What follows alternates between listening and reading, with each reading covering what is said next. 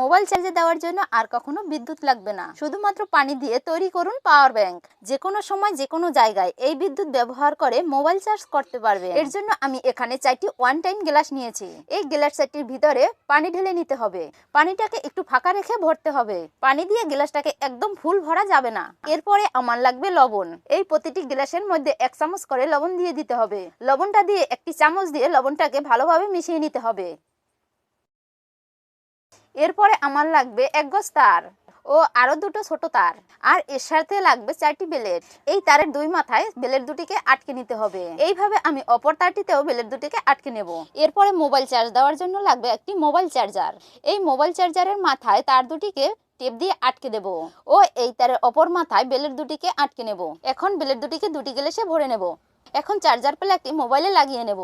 এখন লাগানোর সাথে সাথে মোবাইলটি চার্জ হচ্ছে এবং উঠানোর সঙ্গে সঙ্গেই অফ হয়ে যাচ্ছে। সবাইকে ধন্যবাদ।